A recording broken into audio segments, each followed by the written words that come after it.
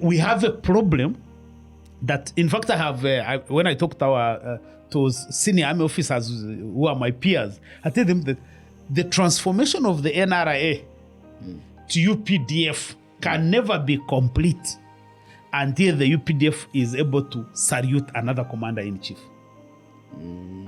Yes. As long as Museveni is still the commander-in-chief, you can do all the reforms, legal, administrative, otherwise. That transformation of the military into a national army is not going to be complete. But just to mention that one thing, one other major conclusion in the paper is the fact that Museveni has been able to effectively create a parallel government of the army. Behind every book is a hidden story, a conflict, a question unresolved, a dream waiting to be told. On Voice in Print, we uncover the minds behind the words, exploring the writing process, the creative bursts, and the quiet obsession that drives authors to transform fleeting thoughts into lasting pages. Hello everyone, Godwin Toko is my name, your host of Voice in Print, and today we are going to have yet another edition, our episode 3. This is episode 3, and yet it is the first episode where we're going to have to review what is not a book. We've been reviewing books. We reviewed The Patient by Dr. Olive Kovusinje, a very amazing book. Find copies, you'll like it. We reviewed Hassan Kasinje's book, Chosen, a very, very interesting discussion. You should look out for it as well on this very channel. And today I have a gentleman many of you know, Godber Tumushabe. Mr. Tumushabe, you're welcome to Voice in Print. Great pleasure to be here, Godwin. Yes. Yeah. So unlike the others, like I said, Godber and his colleagues, he's going to tell us about them, authored a paper that I think is relevant to Uganda. And like we said at the start of these discussions, we will not only review books, we'll also review papers. What we'll not review is Lugambo, or people coming without anything. If you write something worth reading, something you can look at and discuss, whether it's an academic paper, so we call upon the Makerere University professors and others, when you write those relevant papers, don't let them sit on a website somewhere without discussion. Let us discuss it and let us make it available for Ugandans who will learn a lot from them. So Mr. Godber Tumushabe, without further ado, do you want to introduce yourself? Or I think the people know you already. Everyone knows who Godber. I can introduce myself. Yes. Once again, a great pleasure to be here, to be part of this conversation. Yeah. My name's Godber Tumushabe. Professionally, I'm a lawyer. Yeah. By practice, I'm a policy analyst. Okay. I run a policy think tank called Great Lakes Institute for Strategic Studies. Yes. I do organizing. I've been mainly in the last about 5-6 years. Yeah. I've been focusing on organizing Ugandans in terms of aggregation of money to do business, because I believe that with a very, very distorted financial system, the only way you can get Ugandans to engage in economic activity is through aggregation of money. Okay. So I run an investment club called Fortune 500 Club. Okay. And these days I also took to farming. Okay. Trying to contribute to Uganda's economy by adding one extra bag of coffee. Okay. So I do my farming in Ntungamo, especially for us who come from the policy analysis and academic side, it's very interesting when you do actual things and then you begin to relate them to the theory. Yeah. It's quite enriching. It's just an enriching experience. Okay. Yeah. Very interesting. I in another podcast, we'll ask you whether you influenced the decision to take the coffee factory to but that's another discussion. That's now will be constitute what you're calling Lugambo. But now to the discussion. So you're here because you authored a paper. I attended the media pre-launch. Yeah. I looked at the brief from that. But of course, this paper is not yet out. Yeah. But what this podcast is going to do is probably by the time it is out, the paper will also be out. Yeah. So can you just tell us about that paper? What's this paper? Who are the authors and what inspired it? Okay. So this paper is a paper we've titled Guns Everywhere. Okay. The Military and Transition Politics in Uganda. Okay. We've been doing this work over the last 7 months. Yes. Actually, we deliberately decided to do a pre-launch as we completed the technical editing and peer review of the paper. Okay. So we expect that by mid-August, that's 15th of August, the paper should actually be published, at least the electronic version of it. It should be accessed on both the website of Great Lakes Institute for Strategic Studies and IDEA, which are the two sponsoring organizations. Okay. I did this work with 3 other colleagues. Job Kija, Andrew Karamagi, and Banet Musasizi. And the motivation for the work is actually rooted in a fairly long process we've been involved in, called where we have a thinking group called the Uganda Transition Scenarios Thought Leadership Group. This is a group that we put together as at GLIS. We put it together in 2014. As we saw the trends in the political transition processes across the continent. There were quite divergences in the trends. So we're having countries across the continent engaging in elections. Some of them fair credible elections, others sham elections. We are looking at countries that were really struggling with the transitions, where leaders who had overstayed in power were really pushing back on some of the pro-democracy movements. We are seeing a number of military coups, escalating over the years, while we had thought that with the end of the Cold War, the era of coups was over. All of a sudden, there was a resurgence of coups. And then we looked at Uganda and said, we are almost in the same situation. So we need a fair, objective, we need to engage in objective thinking on what the trends are like. What are the scenarios? So we brought together a group of academics, civil society people, private sector, pro-democracy practitioners. It's a fairly diverse group of thinkers, because then we would organize meetings and think openly about the potential transition scenarios in this country. So by 2020, so a lot of our work was informed by the elections in 2016. Where I was deeply involved as one of the architects of the Democratic Alliance, where basically we were pushing to say, no, there must be a way Ugandans can unite to be able to confront the authoritarianism that was emerging. And my view was that, at that time, that if you put pressure on President Museveni and his group, you can then push for a negotiated transition, because at that point, it was becoming clear that you could not achieve a transition in leadership from Museveni to another leader by way of elections. It was really becoming clear.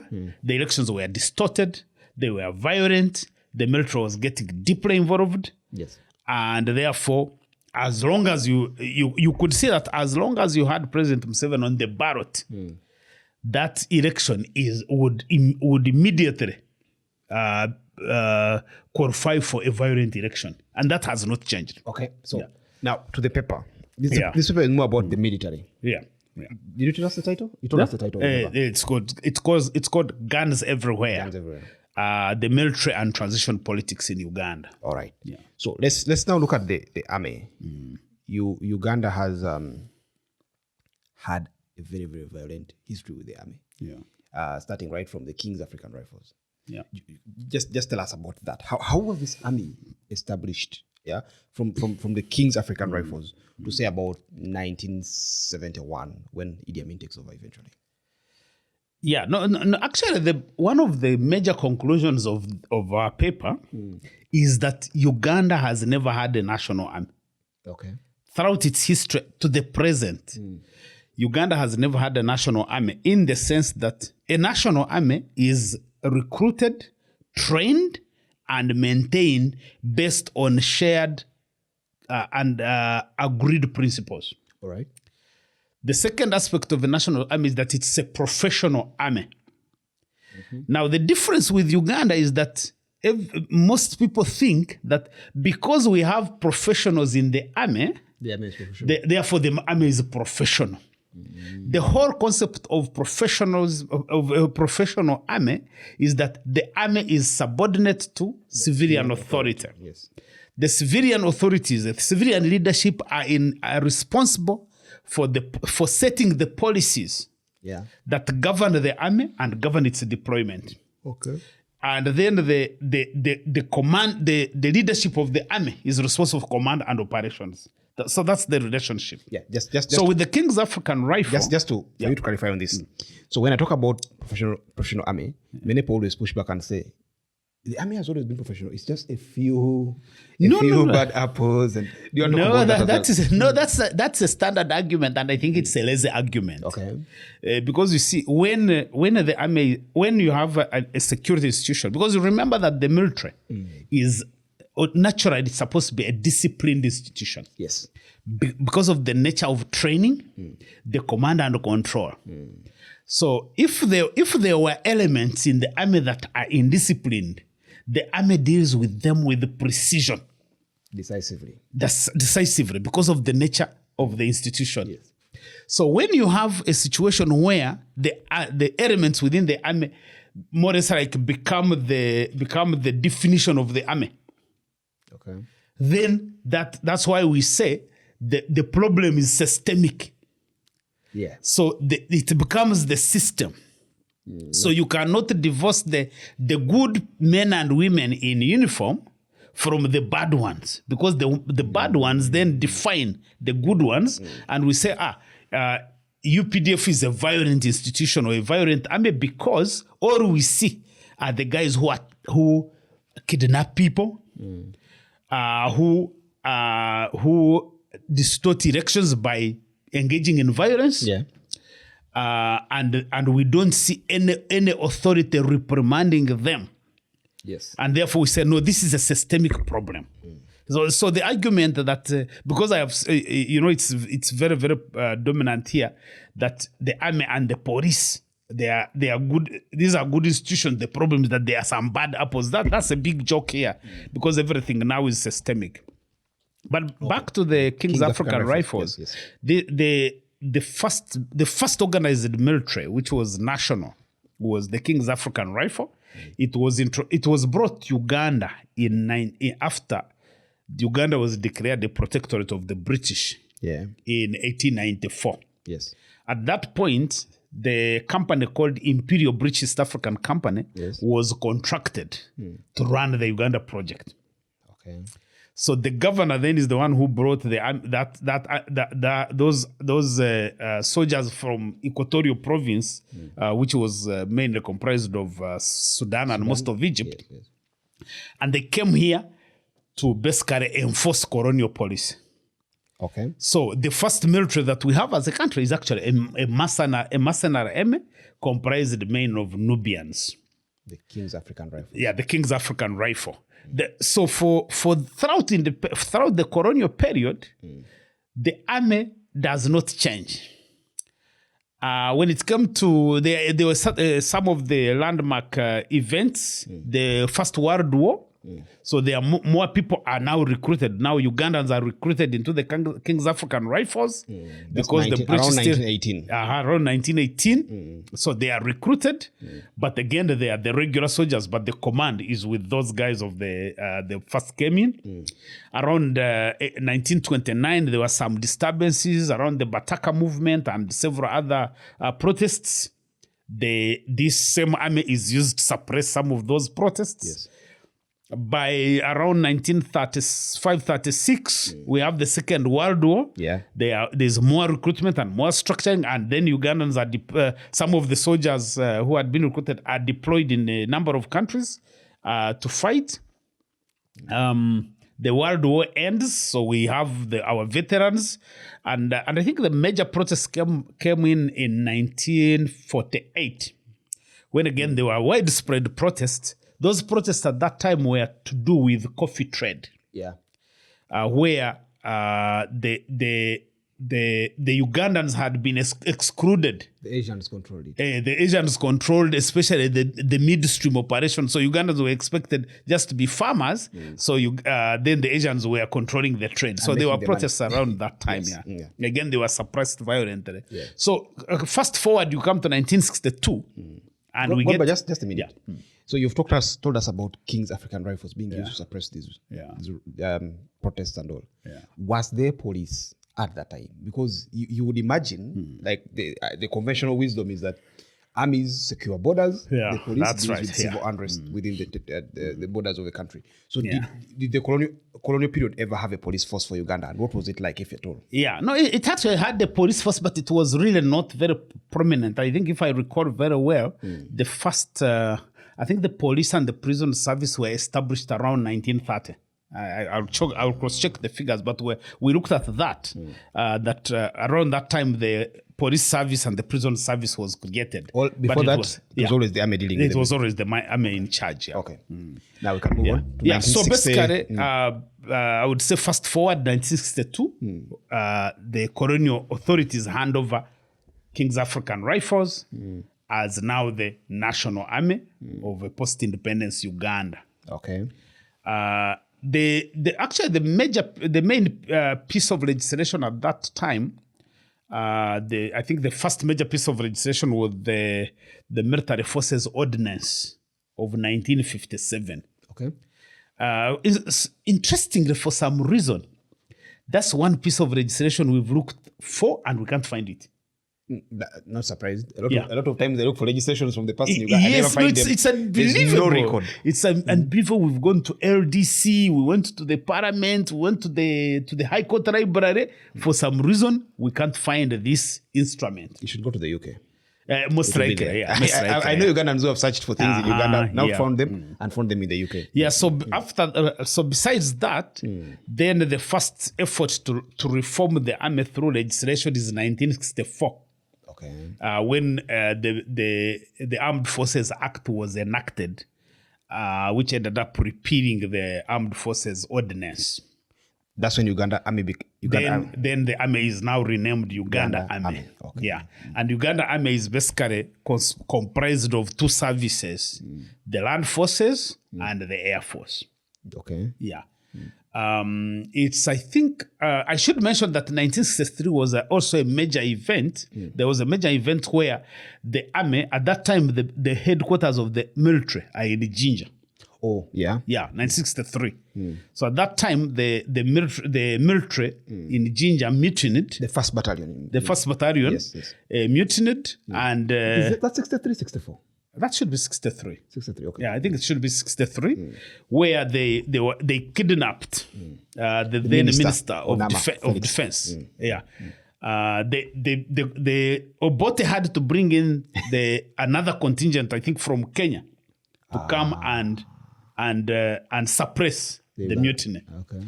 And by the way, the mutiny was mainly about Ugandan officers demanding a Uganda officer corps, because up that time, the colonial officers were still in command of the army. Wow. Yeah, so the Ugandan officers are demanding that they should also be promoted. So that's where... That seems like a legitimate concern. Absolutely, without a doubt. Okay. Yeah. The effect of that mutiny is that then the headquarters of the military were moved from Jinja to Kampala. Why? What was the significance of that? I don't think I have invested in understanding why that decision was made. But what is recorded is that the headquarters were then transferred from Jinja to Kampala. And I think the other important point is that I think that's where then there were major changes in the army, where Amin was appointed the army commander, and then the gentleman called Oporot was appointed head of what was then like military intelligence. So I'm going to get to that. You just said something about the army headquarters being moved to Kampala, and that reminded me of something I read in, I think, a book by Michaela Rong, In the Footsteps of Mr. Kutz. Okay. She said that the most interesting thing about DRC, this was Zaire, Mobutu's DRC, was that the country was so vast and so big. But all the military establishments were within a few kilometers of the city. Okay. Yeah? So she was saying that it seemed like the government felt more threatened, not at the borders, but from dissent within, from like the people. Yes. So that is giving me ideas that maybe that's what the government saw at that point. That's possible. Yeah, and then possible. Amin becomes the army commander. Yeah. One thing I've read about Amin is that Amin was not innocent, even by that point. Yeah. So because there's record to show that Amin was a very serious commander in the King's African Rifles, but suppressing the Mau Mau rebellion. Yes. And there were very, very serious issues raised around human rights concerns, I think in Turkana, where he was the head of operations. Yeah. Now, there is this debate that was Amin qualified to be the army commander at that time, given that record? Did you find anything along that? No, we didn't really invest in trying to argue about qualifications or non-qualifications, because this is an army that is emerging. Okay. The Ugandans probably wouldn't say that there was a highly educated elite that could have joined the military. So really we didn't look so much on like, okay, who was qualified to be the army commander. Okay. Yeah, at that point, I think probably that no, we haven't paid attention to that. We know that at that time, within the military, really people like Amin who had distinguished themselves either out of either by being good commanders or by being extremists in terms of the violence. Normally, you get appointed in these kinds of situations. Okay. Yeah, that's okay. So now let's move on. Yeah. Amin is army commander. Yeah, the coup is suppressed. The mutiny is suppressed. Yes. And then, of course, there is the disagreement between Obote and Mutesa. Yeah. Immediately thereafter. Yeah. And 1966. We have the attack on Kabaka's palace. And the Kabaka is forced into exile. Effectively, you see that the same character of the military, where the military is used to deal with the political issues during the colonial times, shows up. Basically shows up, is embedded in our political culture. So when that happens, you realize then, people like Obote and others realize that they have to depend on the military to solve political differences. Okay. Yeah. And that problem of where the leaders rely on the military to solve political misunderstandings has remained consistent up to today. Then nothing has changed. In 71, Amin decides that if so we're the one solving the issue, Amin decides I can also take this thing because there were already disagreements coming out of the famous called the gold scandal in DRC. Yes. In Congo, and Amin says I can take over and deal with it. And he did. Yeah. And so he took over. Yeah. I want to talk about the Amin army. Were there any good things about the Amin army? Many people have heard about the bad things. Were there any positives to record about it? What was its composition? What was its nature? How different was it, for instance, from the armies before and from the army current? What lessons did you pick up there? Really, what is recorded, what the history shows is that this was, the army became an instrument of operational coercion. Because there is, ordinarily, the army, if you think of a progressive army, you are looking at a number of things. One, you're looking at an army that is disciplined and therefore is in the barracks. Yeah. Yeah, that's an army that is disciplined because they know their job is to maintain national security and territorial integrity of the country. All right. So really, unless there is a problem with those two aspects, those two mandates, the army should be in the barracks. Yes. When the army is in the barracks, it means that they are busy doing things that reflect more or less like focused on the future. So in other words, you are training, you are planning. In many countries, armies are the major sources of technological innovations. Yes. Yeah, in most armies, Israel, the US, because you see the armies they are preoccupied with thinking strategy and the future. And I should say that some of the technologies now we use, like GPS. Yeah. It was a military thing. No, almost literally all of them. Yeah. So in other words, they develop as military technologies and then they adapted for civilian purposes. Okay. Yeah. Or those new innovations that are developed by the civilians, they can easily be transformed into can be commercialized and operationalized by the military.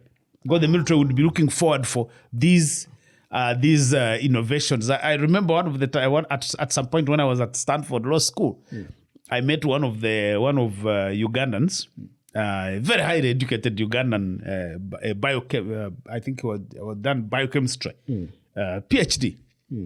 And he was saying me that he was doing research on noxious gases. Wow. Yeah.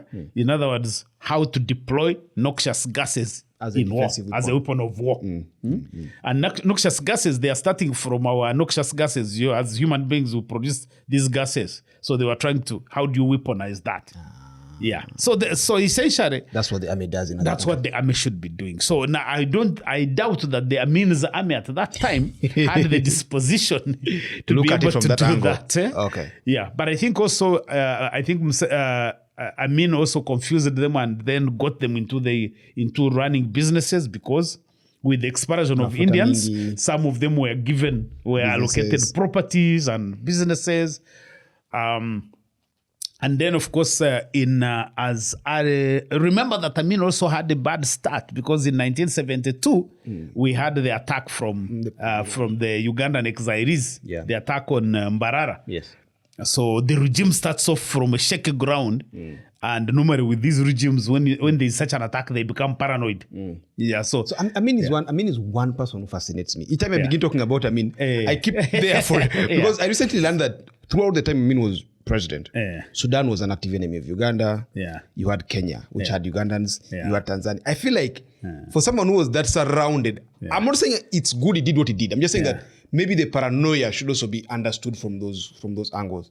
But if I want to discuss Amin, it will take me the whole day. So let me just move. Let me shift the gears, because I want us to end with a longer discussion on the current army. So let's now move to post-Amin.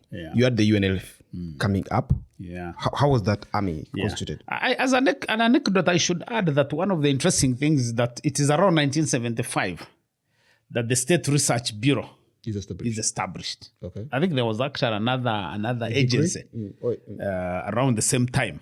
So they became the pillars of coercion within the military. Okay. Because you see, sometimes today when we talk about SFC and we talk about CMI and we talk about JAT, they look like they are new. But actually, at any one time, there have been those kinds of entities within the military and the security forces that they become the instruments of coercion. Dealing with dissent. So sometimes you find that the regimes try to shield the official institution from this violence, and they will say, "Oh no, it is the SFC that is unleashing violence on the population, and therefore we are saying no, UPDF is not involved, or it is CMI, or it's JAT." But actually, this is part of the military architecture, so and therefore you cannot in a similar way. Yes, absolutely, absolutely, yeah. Okay, now let's move to UNLF. So 1979, the Tanzania People's Defense Forces and Ugandan exiles basically overthrow Idi Amin. Yes. We've argued in the paper that actually at that time there was an opportunity to create a national army because the war, the liberation war of 1979 had basically, you could say, destroyed the Uganda army. Yes. So in other words, you have the opportunity to create a new army altogether. So if there was stability from the war, the leadership then could have actually worked out a mechanism for recruiting a national army and train it based on particular standards and principles.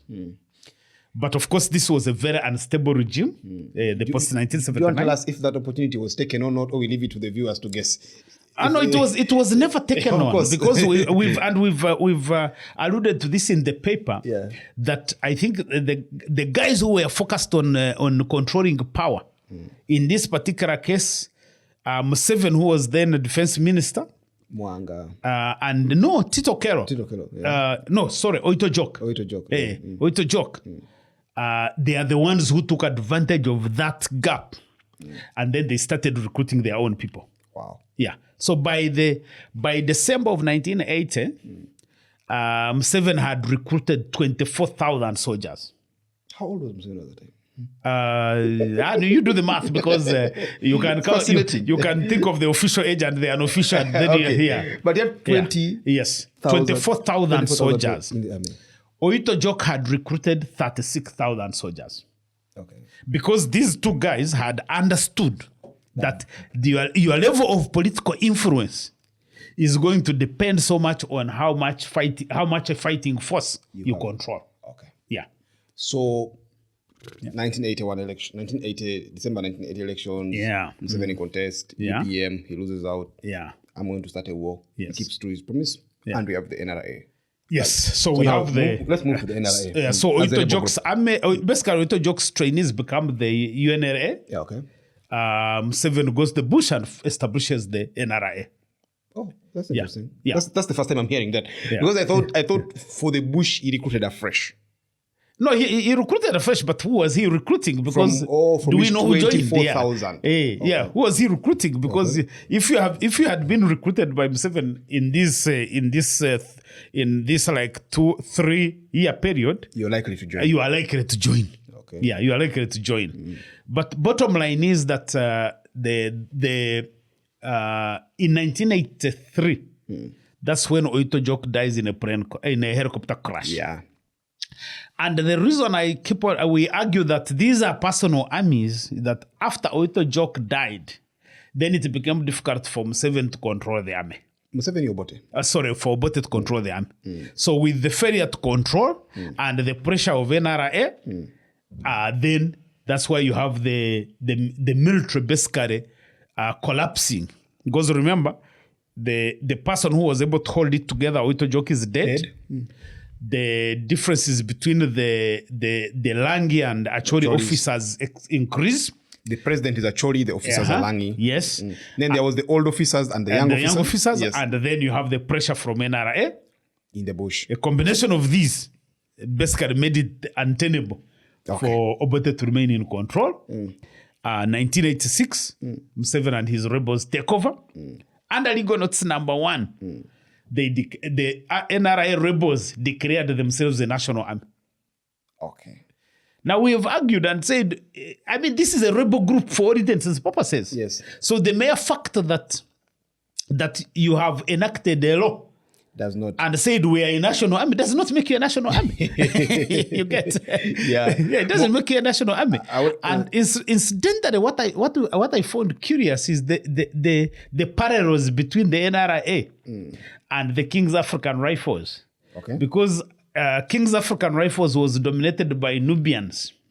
And the NRA? The NRA is dominated by Ugandans of Rwandan origins. Okay. And some of them actually Rwandans, because eventually they took off. Back to Rwanda. They will go back to Rwanda. So you can draw parallels. And see that both are a bit of mercenaries in nature. Exactly. You can draw parallels between these forces. The one of the problems that we've had is that there is a lot of sensitivity when it comes to discussing NRA. That's true. Too much sensitivity. And you know, Godber, people always tell me that a rebel force has to do what it has to do. So, but now let's look from then. They are the government. Legal notice number 1 is the army. What attempts did they take to become a national army, and how successful or unsuccessful were those attempts? From 1986. I actually think that you really don't see you don't see deliberate attempts to make this a national army. All you see is attempts to codify the NRA as a national army. So create the impression that it's a national army. Yeah. So in other words, the first legislative attempt is 1992 when the NRA statute is enacted. Okay. The NRA statute was basically a codification of both the theory and the practice of NRA. Clearly there is no, you can't see any efforts to say we are transforming what used to be a rebel group into a national army. Okay. Yeah, so the command and control structure remains the same. Okay. The fusion between the Defense Forces Council and the High Command remains the same. Okay. Because ordinarily, if you wanted to restructure the military, because you are trying to create a military that is subordinate to civilian authorities, normally the Defense Forces Council should have been that civilian institution that controls the military. That's the Defense Force Council. That should be the Defense Forces Council. When we talk about subordination of the military to civilian authorities, the main organ where the civilians sit and define national defense and security policy and define the character of the army should be the Defense Forces Council. Okay. In our case, the Defense Forces Council is comprised of the High Command. Members who command the army at the same time. Okay. Yeah. So it's the High Command. Actually, even the current legislation, including the one that has just been enacted, the only people who are not members of the High Command are the Minister of Defense. Right now, the State Minister for Defense, I think, or the one for Veterans Affairs, and the Permanent Secretary. They are not. Those are the ones who are not members of the High Command. So sit on the rest of so these ones are members of the Defense Forces Council. The rest of the provisions is to say the Defense Forces Council is comprised of one, the Commander-in-Chief is the chairman, the Minister for Defense, the Minister of State for Defense, the Permanent Secretary, and then members of the High Command. Wow. That's the composition of the Defense Forces Council. So ordinarily, it shouldn't have the members of the High Command. It should it should have, most likely, you would say maybe the CDF could sit in the Defense Forces Council, and maybe the Joint Chief of Staff. Then the rest should be civilians. The rest should be civilians. Okay. Because this is a policy organ. The High Command deals with the military operations. Okay. So, Godber, let me just, our time is almost running out. Yeah. There are very critical things that happened between 1986 and 1995, for instance, that affect the UPDF so much. You have the Holy Spirit's movement. Spirit's movement of Alice Lakwena. You have so many. I come from West Nile. There's West Nile Bank Front 1, West Nile Bank Front. There's so many West Nile Bank Front things. It was war. Yeah, it was war. Yeah. Then you have the LRA, perhaps the most famous, the LRA. And I think 1995, you have the ADF. Yeah. The rise of this rebel movement, NRM famously says that it defeated, they say, about 29 different rebel groups. The rise of these rebel groups, how do they affect the NRM? Is there cause to argue that because there were so many rebel groups here to deal with, it didn't have the opportunity to sit down and professionalize fully like some of us would have expected? You have to give them that space. You say 1986, 1995, you are still fighting insurgency. Okay. Yeah. One of the interesting observations that we make is that actually, even when we say NRA was a disciplined force, it actually turns out that where they were under pressure, they were as violent as any other military. So for most of the Western Uganda and Central Uganda, where there was no pressure, it was peaceful. They adhered to their code of conduct. It's a very, very interesting code of conduct, very written in a very basic language on what you can do. I think there's one of the statements where I say, if you steal cassava from a peasant, you have to pay for it. It was very basic. But when you start assessing the conduct of NRI in areas which were under insurgency, they were as violent as any other military. They were in the bush. Yes. Secondly, I would give NRI a pass for not professionalizing or not changing many things between 1986 to 1995 because of those circumstances. But you see, we have argued in the paper that 1995 was our point of departure to be able to establish a national army. Because you remember that the whole idea of the army is one of the major issues that are discussed in the constitutional review process. And the draft and in the Odochi report, this is extensively dealt with. And Ugandans say, we want an army that is subordinate to civilian authority. Okay. The principles, what in law we call the normative framework for a national army, is now incorporated under Chapter 12 of the Constitution. Okay. So, if there was the will to create a national army, after 1995, that was the time when we should have now invested Say, how do we now transform the NRA into a national army? Because what the constitution did was to baptize the NRA as UPDF. But everything remained the same. Okay. The army commander of the NRA remained the army commander of the UPDF. The commander-in-chief of the NRA remained the commander-in-chief of the UPDF. It is not until 2005, 10 years later, when a law is enacted about UPDF. Okay, so let me ask you about this as well now. Over the years, the NRA has had, I could say, dual faces. There are circumstances where not the NRA, the UPDF. The circumstances where the UPDF, I come from northern Uganda, so I tell people that there was a time when I was going to the village, I think maybe 2003, I don't remember the exact year, I was just a young child. So there was, in that December, the LRA had intensified the attacks. And for us to go to West Nile, it's the point between Karuma and Pakwach. They would relay trucks. It's literally a game park. So they would attack them there. So we were going there one time and we got early and they stopped all these buses.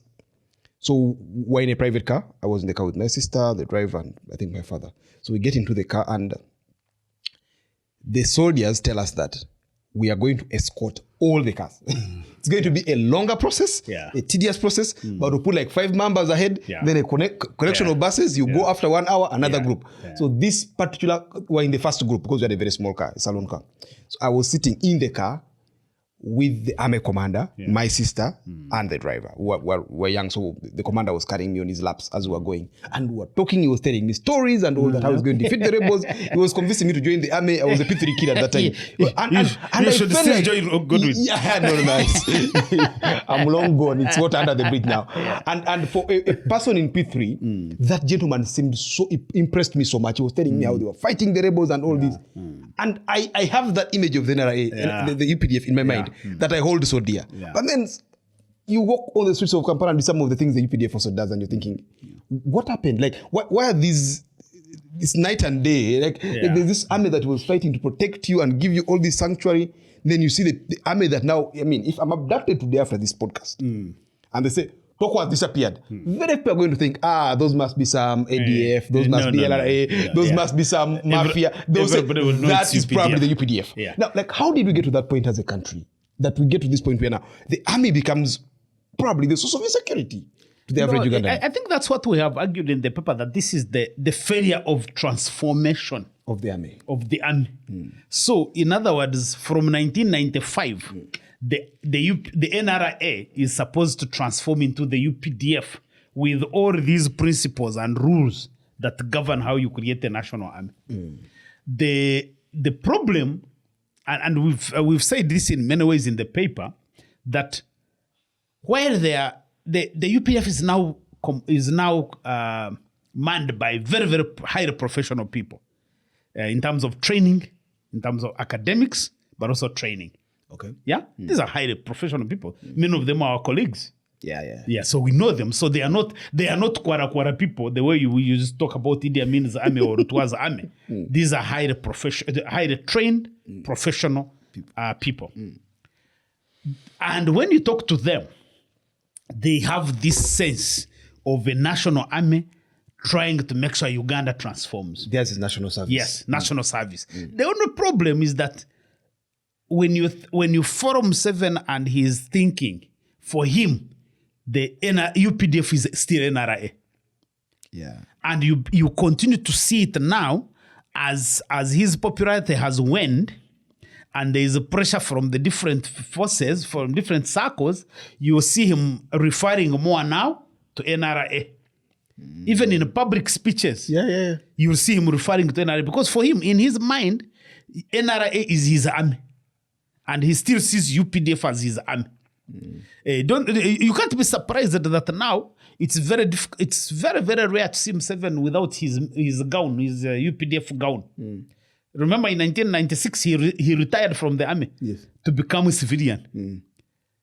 When things became hot in 2006, he started putting on the military uniform. I think he put it on last week during the tours in Kampala. There was some rain somewhere. No, because for him, the army is in control. It is in charge. Yeah, so you have to fear the army. You remember what he said after the Supreme Court ruling. No, the Supreme Court ruling, when he says those children in parliament saved Uganda problems. That how can you joke with the army? That's what is in his mind. So as commander in chief and the father of the UPDF, we have a problem that, in fact, I have when I talk to senior army officers who are my peers, I tell them that the transformation of the NRA to UPDF can never be complete until the UPDF is able to salute another commander in chief. Yes, as long as Museveni is still the commander in chief, you can do all the reforms, legal, administrative, otherwise.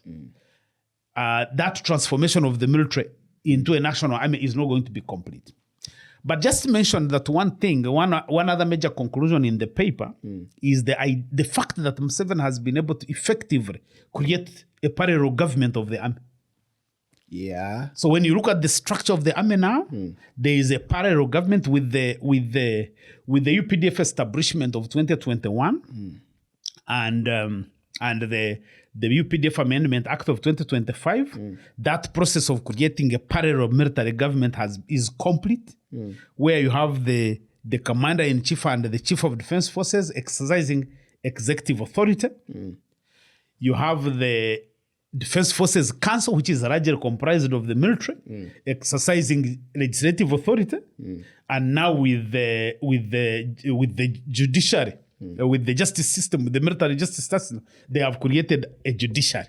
What is striking is the way they have constituted the legal department of the UPDF now is like the alternative to the Attorney General's chambers. Is that the one that is now a private law firm? They have a private law firm, but also a military department with its lawyers and with an entire legal team. So you will see, operationally, you will see how problematic it is. Because you see, if you are aggrieved by UPDF, do you sue the legal department of the UPDF or do you sue the Attorney General? Wow. Yeah? So they have very complex things that they have created and I mean, if you think of when the history of this country is written, the UPDF Amendment Act 2005 is going to be recorded as one of the worst pieces of legislation ever enacted in the history of this country. And because we believe that people focused more on this provision of trial of civilians in the military courts, they didn't see that actually the entire piece of legislation was to change the balance of power, shift it from we the people to the military. Okay. So right now, it is the military that has the power.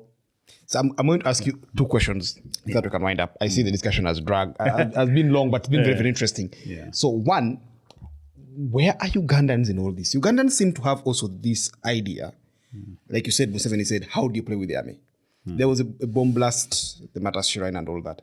And the media house reported it almost immediately, a blog, a news website. Yeah. I tweeted and said, how did you guys know this very fast? Yes. Then other Ugandans were saying, what? How are you joking with the army? And I was thinking, no, I'm not joking with the army. I'm just wondering how these guys knew so fast. But that attitude of Ugandans towards the army, don't question the army, security, don't play. How much does that make us docile? No, Godwin, it's not an attitude. It's a narrative. It's a narrative that has been built and perpetuated over time. Yes. That's why I'm telling you that when you criticize UPDF, it's like you are unpatriotic. So in other words, nobody wants to say UPDF has been engaged in criminal activities. Even when you say UPDF attacked Mumbere's Paris in Kasese, killed over 100 people, arrested over 100 women and youth and locked them up for 4 years without trial. It's like you have committed an abomination. When you question the deployment of the SFC in Kawempe by elections and say the UPDF is a violent organization, that's what defines it. You are being unpatriotic. So it's a narrative that has been perpetuated over time, but also because there is no discussion, there is no discourse about these issues. So you don't be surprised if we were attacked for publishing this paper. I know. Yeah, don't be surprised because you see, as a country that has been dominated and subjugated by the military, there should be a very, very open conversation about the role of the army in politics. Okay. Now, Museveni is telling you, don't joke with the army. And you see, if he can go and convince the members of parliament, don't joke with the army, and the members of parliament accept, then you can see how that can be a dominant perception within the population. We in academia and in policy practice, we have not helped because everybody fears talking about the army and the security agencies, and I think we need to break that jigsaw puzzle and be able to dissect the architecture of the military and try to understand how does it affect you and me. Because you see, we were arguing in our discussions as we wrote this paper that for you to get the chief of defense forces and say he's the one who is going to promote army officers, you've essentially changed the architecture of the army. You, Godwin Toko, you can be president of Uganda today and you are commander-in-chief, and you can't promote army officers. So which army do you have? That army belongs to the CDF. Who promotes those officers. I think that Ugandans, we are so distracted by our survival mode. We are so... Museveni has kept us in a very, very survival mode, and everybody's hustling to survive one day after the other. That we don't look at the serious things. We don't have the time to think more strategically about the most important issues. We've overshot our time. Yeah. I'm going to ask you the final thing, and then we conclude. Yeah. So we've seen the army now take on roles that are traditionally not the army. NADS, Operation Wealth Creation. You see the army everywhere. It's like when there's something happening. So you have confirmed our title. You see the army everywhere. Yeah. The army is there. Someone said that now the private law firm, for me that one was very surprising. That's right. Yeah. Someone said that now, I think there was a president said that they're going to build classrooms, they're going to build that was a directive from the president. So from your paper, okay, that has happened. Now, did you gauge that? Has there been success for that? Are things better because of that? Are they worse? Or is it too early to call? No, we were not discussing whether this was successful or not. We are discussing the fact that at the point where you fall back to the military to fix your problems, you have literally destroyed other institutions of state. Yeah. And I believe that for authoritarian rulers like President Museveni, that is deliberate. So you demobilize and undermine institutions of state, you make them inefficient, and then you replace them with the military. You become the savior. Yeah, the military becomes the savior. Because at the point where you say, Minister of Agriculture cannot disseminate seedlings, basic things, seedlings. You need the army with guns to do it. With guns to do it. It means that you have a dysfunctional ministry. At the point where you say you need soldiers to go and build classrooms and hospitals, it means that you have a dysfunctional private sector. Because the military should be doing these things, but the military does the strategic things. Yeah? The military is building, maybe they are building the standard gauge rail, because this is a signature infrastructure project that has to be done. Ginger Expressway, we need it to delivered in 1 year because it has operational significance, not only for the economy, but for the military, for national security. Then you are bringing in the military to do that. But man, to get an army where you've spent millions or billions of shillings training, to deal with issues of national security and territorial integrity. Then they distribute And then you are coffee sending seeds. them to build a classroom, bro. Come on, guys. Okay. We have to be real. Okay. I think that we are just being taken for a ride, and then you come, you'll come and say, the UPDF is doing well because they have built classrooms. Come on. Thank you very much, Godber. This has been a very enlightening discussion. I hope that we can perhaps maybe have another edition when the paper comes out, and people have read it. We can discuss with the people's reaction. We can ask them to send us questions, and then we sit with you and you answer those questions. I think that would be a good one. Yeah. That would be a good one. Thank you very much, everyone who has watched this episode, the third episode of Voice in Print, the podcast. This podcast was designed specifically for discussions like this: informed, researched, written, book, paper, or any other forms of communication. But so if you're out there, Makerere University, you have a paper that you want us to discuss, you can reach out to us. You can leave a comment, or you can reach out to SEPA, and we'll get to you, and we have those discussions. Godber, thank you very much. You can just wish our viewers all the best. Yeah, no, thanks very much, Godwin, and the SEPA team for hosting me. Very, very delighted, and I'm glad that we've gotten the opportunity to share the findings of our study with the audience. And for the audience out there, really, thank you very much for watching the podcast, for being part of the conversation. The paper that we wrote really is to open our eyes as Ugandans and say, we have a country to manage, we have a country that we love, and we have to be able to organize it in such a way that the military does not steal it from us. Yeah. Because we all must be partners in this project called Uganda. Thank you. See you on the next episode. That's a wrap for this episode of Voice in Print. The stories don't end when the book closes. They live on in the minds of the readers. Stay curious, keep exploring until we meet again to uncover more voices behind the pages. For the latest episodes, subscribe to the YouTube channel or listen to the podcast on all podcast streaming platforms.